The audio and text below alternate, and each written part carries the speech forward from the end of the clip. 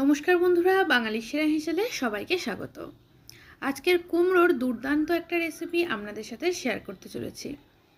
কুমড়ো আর তার সাথে মসুর ডালের এই রেসিপিটা থাকলে ভাত বা রুটি দুটোর সাথেই দারুণ জমে যাবে। তাহলে আসুন এবার রেসিপিটি আমরা দেখে নিই।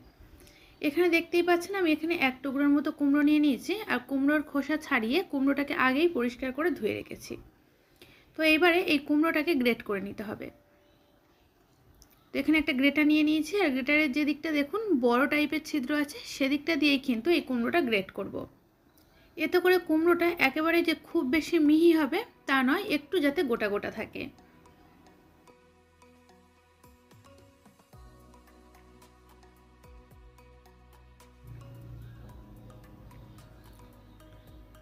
তো মোটামুটি এখানে সমস্ত কুমড়োটাই গ্রেট করে নেওয়া হয়ে গেছে। আর গ্রেট করার পর কিন্তু এই কুমড়োটাকে আর ধোয়া যাবে না, তো সেই জন্য কুমড়ো গ্রেট করার আগেই কিন্তু আমি কুমড়োটাকে পরিষ্কার করে ধুয়ে নিতে বলেছিলাম। তো এবারে যেটা করতে হবে, এখানে একটা বোলের মধ্যে নিয়ে নিয়েছি প্রায় হাফ কাপ পরিমাণে মসুর ডাল। এখানে আমি মেজারিং কাপের হাফ কাপ পরিমাণে নিলাম, খুব বেশি ডালের দরকার পড়বে না। এবার এই ডালটাকে পরিষ্কার করে ধুয়ে নেব। প্রায় 2 থেকে 3 বার জল পাল্টে মসুর ডালটাকে ধুয়ে নিচ্ছি।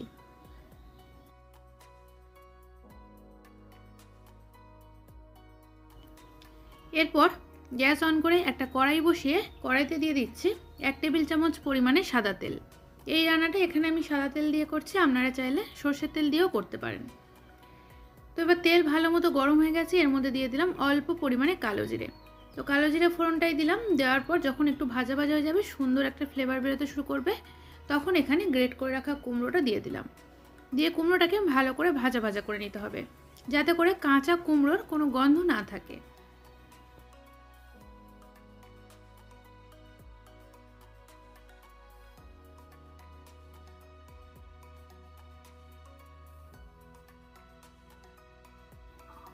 আর এখানে দেখুন কুমড়োর কিন্তু কালার চেঞ্জ হয়ে গেছে, কড়াইয়ের গায়ের সাথে লেগে যাচ্ছে। তো এই পর্যায়ে দিয়ে দিলাম স্বাদ মতো লবণ, আর এর সাথে দিচ্ছি সামান্য পরিমাণে একটু লাল লঙ্কার গুঁড়ো, একদম অল্প পরিমাণে লঙ্কার গুঁড়ো দিয়ে দিলাম।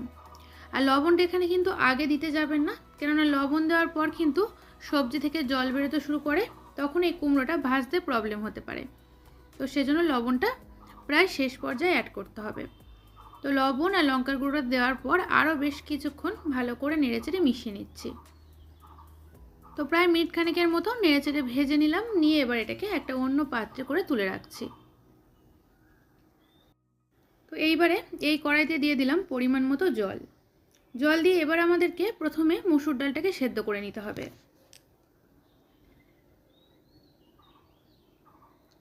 এইবারে এই ডালের মধ্যে আমি দিচ্ছি প্রায় 2 থেকে 3টের মতো গোটা কাঁচা লঙ্কা।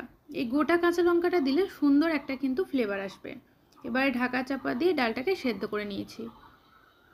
ডাল সেদ্ধ হয়ে গেছে। আর আগে কিন্তু ডাল সেদ্ধ হওয়ার সময় কিন্তু আমি লবণ বা কোনো কিছু এর মধ্যে অ্যাড করিনি। তো ডাল সেদ্ধ হয়ে গেছে, এইবারে আমি এখানে দিচ্ছি স্বাদ মতো লবণ, আর দিচ্ছি সামান্য পরিমাণে একটু চিনি। যেহেতু কুমড়ো কিন্তু মিষ্টি, তো সেই জন্য চিনির পরিমাণটা একটু বুঝে দেবেন।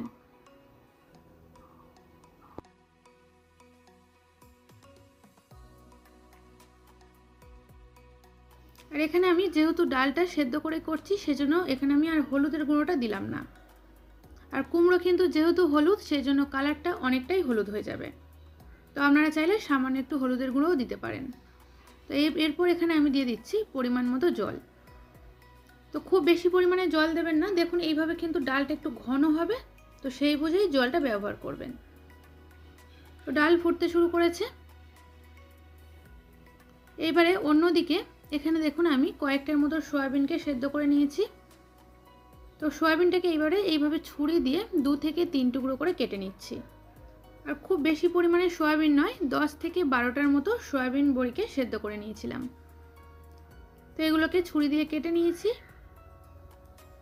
তো এই রান্নায় যে আমি সয়াবিনটা ব্যবহার করছি প্রোটিনের জন্য, এটা কিন্তু সম্পূর্ণ অপশনাল, আপনারা চাইলে এটা নাও দিতে পারেন, শুধুমাত্র কুমড়ো দিয়েও কিন্তু করতে পারেন।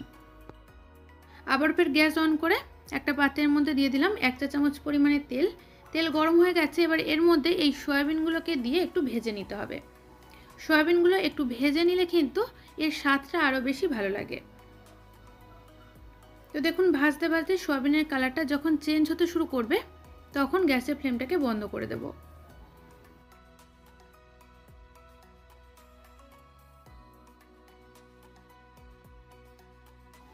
সয়াবিনগুলো বেশ মোটামুটি লাল লাল হতে শুরু করেছে। এবার আমি গ্যাসের ফ্লেমটাকে অফ করে দিচ্ছি।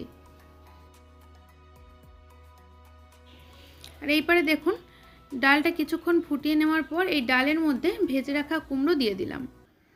তো কুমড়ো দেওয়ার পর ভালো করে নেড়েচেড়ে ডালের সাথে মিশিয়ে নিচ্ছি। এরপর একই সাথে এর মধ্যে দিয়ে দিলাম সয়াবিন। তো এটা আমি সম্পূর্ণ নিরামিষভাবেই করছি। এখন হয়তো অনেকেই বলতে পারেন যে মসুর ডালটা নিরামিষ নয়, মসুর ডালটা হলো আমিষ। আর সেটা কিন্তু আমিও জানি, তবে যারা সবসময় নিরামিষ খেয়ে থাকেন তারা কিন্তু এই মসুর ডালটাকে নিরামিষ হিসাবেই ধরে থাকেন। তো সেই ক্ষেত্রে পেঁয়াজ রসুন ছাড়া এটা আমি সম্পূর্ণ নিরামিষভাবেই তৈরি করছি। তো এইবারে আমি ডালের মধ্যে দেওয়ার জন্য ফোড়নটা তৈরি করে নিচ্ছি। তার জন্য 1 চা চামচ পরিমাণ তেল দিলাম, খুব বেশি পরিমাণে তেল দিলাম না। এবারে এর মধ্যে দিয়ে দিলাম 1টার মতো শুকনো লঙ্কা, আর এর সাথে দিচ্ছি প্রায় 1/2 চা চামচ পরিমাণে গোটা জিরে। এবারে ফোড়নটাকে ভেজে নেব, আর গ্যাসের ফ্লেম কিন্তু অবশ্যই করে লোতে রাখবেন। তো যখনই দেখবেন সুন্দর একটা গন্ধ বেরোতে শুরু করেছে তখন এর মধ্যে দিয়ে দিচ্ছি অল্প পরিমাণে একটু কাশ্মীরি লাল লঙ্কার গুঁড়ো।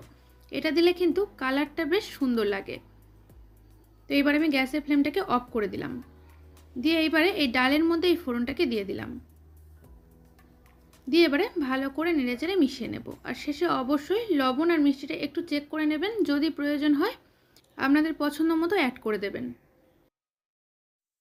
আর তাহলে বন্ধুরা এই দারুণ টেস্টি আর খুবই সহজ পদ্ধতিতে এই নিরামিষ রান্না আপনারা একবার হলেও কিন্তু বাড়িতে তৈরি করুন। এটা খেতে এতটাই সুস্বাদু লাগে, ভাত রুটি দুটোর সাথেই কিন্তু একেবারে জমে যাবে।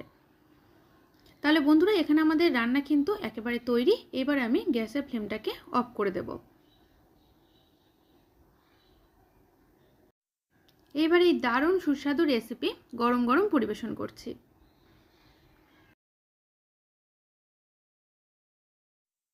আর এই রান্নাটা যদি আপনারা বাড়িতে একবার বানান তাহলে কিন্তু বারবার বানাবেন।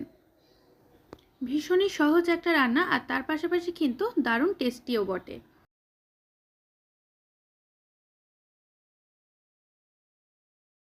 আর রেসিপি ভালো লাগলে একটা লাইক আর শেয়ার করে দেবেন।